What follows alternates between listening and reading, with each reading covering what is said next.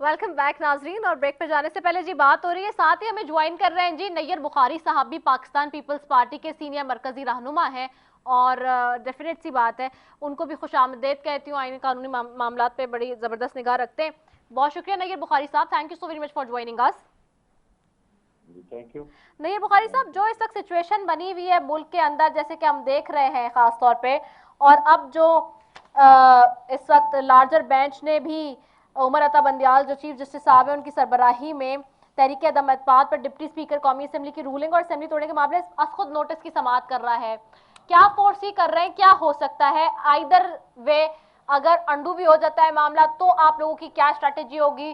Further नहीं होता, caretaker setup के लिए जाया जाता है मामला आगे किसी और लिहाज से, then what would be the strategy? Obviously इसमें एक तो सो मोटो नोटिस भी है और पाकिस्तान पीपल्स पार्टी उस पर पिटिशनर भी है। मैं हो सकती हूँ आप पीपल्स पार्टी उसको हमने चैलेंज किया हुआ है। जो डिप्टी स्पीकर की रूलिंग है और सब्सिक्वेंटली जो रेजोल्यूशन है नेशनल असेंबली की, उसको हमने भी चैलेंज किया हुआ है और हमने अपना रिस्पांस दे दिया। पीपल्स पार्टी ने हमारे वकला ने रिस्पांस दिया, रिटर्न आर्गूमेंट्स भी दिए। और हमारी तो प्रेयर यही है कि ये जो एक्ट है स्पीकर का, ये अनकॉन्स्टिट्यूशनल है, इलीगल है और जो सब्सिक्वेंट रेजोल्यूशन है ये उसी इलीगल एक्ट की कॉन्सिक्वेंसेज में हुई, ये भी अनलॉफुल है। तो इसके लिए हम समझते हैं कि ये फेस करें हमें। इमरान खान में हिम्मत है तो ये अनकॉन्स्टिट्यूशनल मेथड्स क्यों अडॉप्ट किए जा रहे हैं? ये सरप्राइज दे दी है कि आइन से खिलवाड़ करके ये सरप्राइज कौन सा राज्य जो पंजाब में सूरत हाल डेवलप है। ऑब्वियसली हमारी मौजूदा पोजीशन की ये है कि डिसाइडेड है कि शहबाज शरीफ साहब नए लीडर ऑफ द हाउस होंगे और उसके बाद मौजूदा पोजीशन इलेक्शन की जाने जाएगी, इलेक्शन रिफॉर्म्स के बाद। और अगर हमारी प्रेयर जो है वो टर्न डाउन हो जाती है तो फिर हमारी जो मौजूदा पोजीशन वो बैठ के फैसला करेगी कि हमारा क्या राय अमल होगा। अच्छा अच्छा, एक चीज और भी है, डेफिनेट सी बात है नैयर बुखारी साहब, आप खुद भी देखते हैं चीज़ों को, आप फॉर्मर चेयरमैन सेनेट भी रहे हैं पाकिस्तान के। अब एक चीज़ और भी है इस सारी सिचुएशन में, कुछ लोग का ये भी कहना है, जैसे थे जो हुक्मरान जमात रही जिसने ये सारा मामला किया, उन्होंने कहा कि जी आप लोगों ने जो है वो गद्दारी की है, ऑपोजिशन सारी मिली हुई है, बैरूनी साजिश है, और किसी बैरूनी मुल्क के कहने पर जो है वो ये सारा मामला किया गया है। आप लोग सिक्योरिटी की मीटिंग में बुलाया गया, कमेटी में वहां भी नहीं गए, तो फिर ये सब कुछ क्यों नहीं हुआ? और इस सारे जमीन में आप लोगों का अब क्या स्ट्रैटेजी है? पीएमएलएन तो बहुत खुल के इस पे बात कर रही है, हमने देखा है शहबाज शरीफ साहब ने जो भी कहा उनको, क्योंकि जैसे तो बुलाया जा रहा था वो भी नहीं गए जो भी हुआ। लेकिन पीपल्स पार्टी क्या समझती है इस सारी सिचुएशन पे? आप लोग कैसे देखते हैं इसको, जो आप लोगों पे मुबैना एलिगेशन लगाया जा रहा है?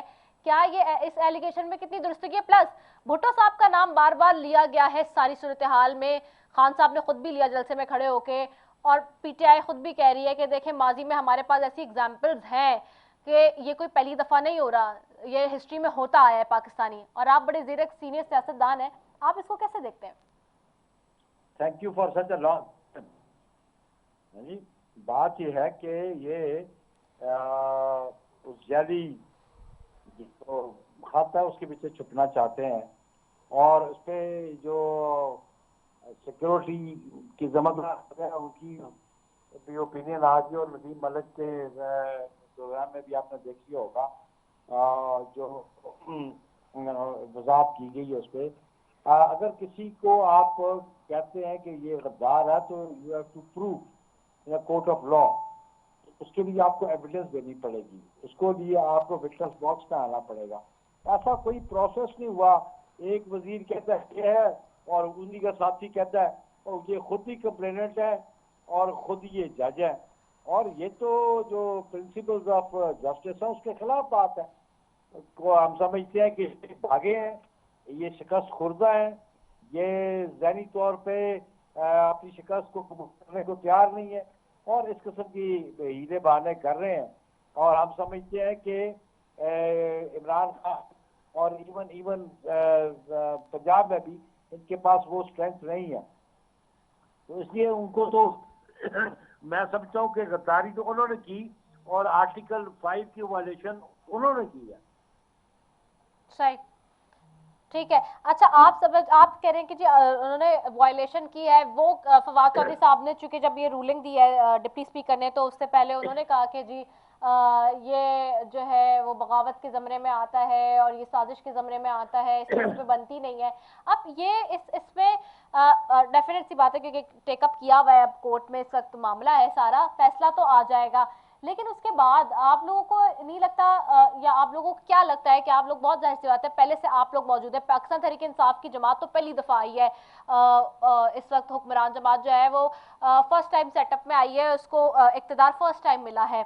लेकिन आप लोग की दूरंदेशी क्या करी थी इस जमन में? क्या आप लोग को पहले से जरा रत्ती बराबर भी कोई ख्याल था या जहन में था कि इस तरह तहरीक अदम एतमाद लेकर आएंगे तो हुक्मरान जमात इस तरह का मूव कर सकती है? देखिए, बात यह है कि एक तो मैं माजरत के साथ, आपका क्वेश्चन जो है वो बड़ा लंबा क्वेश्चन होता है, जी और kindly be brief in your question. और एक क्वेश्चन में आपके कई क्वेश्चन होते हैं, उसको मुझे जवाब देना नहीं, भी मैं मैं आपको भी टाइम दे रही हूँ, इसीलिए कि आप जवाब दे नहीं सकते हैं इन नहीं लोगों। जी नहीं नहीं नहीं, नहीं, जी नहीं। बात यह है कि हम तो कॉन्स्टिट्यूशन मीन्स को समझते थे, और हर काम with in the framework of constitution और आइन और कानून के मुताबिक होगा। ये जो अनकॉन्स्टिट्यूशनल उन्होंने बात की है, तो बात यह है कि कानून तो ये है ना कि जुर्म नहीं होना चाहिए, हम्म लेकिन कानून की मौजूदगी में अगर कोई जुर्म करता है तो फिर उसको सजा भी मिलती है। और हम समझते हैं कि जिन्होंने ये आइन चिकनी की है, इनको सजा भी मिलनी चाहिए। हमने जो कॉन्स्टिट्यूशनल मेजर्स थे इनको डिफीट करने के लिए हाउस के अंदर, वो हमने बिल्कुल मेजर्स लिए हुए थे। हमारी तादाद पूरी थी, और डिफीट जो थी इमरान खान की, वो दीवार पे लिखी हुई थी। इमरान खान और उसकी जमात भागी है, अनकॉन्स्टिट्यूशनल काम उन्होंने किया है, इसीलिए हम कोर्ट ने सुबह मोटर नोटिस भी लिया, और पॉलिटिकल पार्टीज भी सुप्रीम कोर्ट के पास हैं। और हम समझते हैं कि जो अनकॉन्स्टिट्यूशनल काम इन्होंने किया है, जो जो इन्होंने वायलेट किए हैं कॉन्स्टिट्यूशनल प्रोविजंस को, इनके खिलाफ प्रोसीडिंग्स भी होंगी, और ये ऑर्डर भी हम पूरा उम्मीद है कि इंशाल्लाह सुप्रीम कोर्ट रूलिंग को सेटिसाइड करेगी। ठीक है, आप समझते हैं कि रूलिंग को सेटिसाइड किया जाएगा। ठीक है, बहुत शुक्रिया। नैयर बुखारी साहब हमारे साथ मौजूद है। उज़मा रियाज जदून साहिबा की तरफ वापस जाती हूँ जी। उज़मा रियाज जदून साहिबा, अभी नैयर बुखारी साहब की आप आवाज़, आप बातें सुन रही थी, यकीनी तौर पे सुन रही होंगी। ये जो इशू है, अब ये जो बात कर रहे हैं कि जी आइन पामाल हुआ है, आइन को जो है वो तोड़ा गया है, और ये सारे मामला जो चल रहे हैं, सिमिलरली आप लोग की तरफ से भी यही इल्जाम लगा के रूलिंग दी गई है स्पीकर को। फवाद चौधरी साहब ने यही बेस बना के कहा है कि आर्टिकल 5 लगता है जी, जो साजिश हुई है, बैरूनी साजिश सारी उसमें। अब एक तरफ आप लोग भी ये कह रहे हैं, दूसरी तरफ ऑपोजिशन भी ये कह रही है, होगा क्या फिर अब? रिदा, मेरे बेइंतहा काबिल एहतराम है मेरे लिए नैयर बुखारी साहब, हम्म और इनकी बातें मैं सुन रही थी।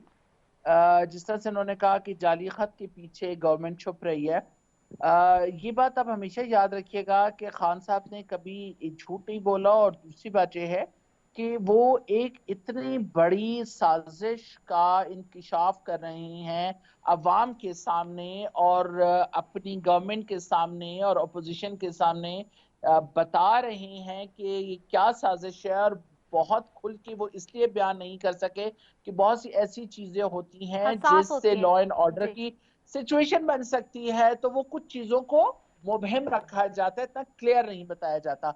तो आप ये सोचें कि जिस वक्त एनएससी की मीटिंग हो रही थी, जिसके अंदर हमारे तब चारों चीफ मौजूद थे, उन्होंने इस चीज को देखा, कैबिनेट के लोग वहां पे मौजूद थे, उनके साथ सबसे पहले डिस्कशन की गई कि ये उस खत को उनके सामने पेश किया गया, उन्होंने देखा।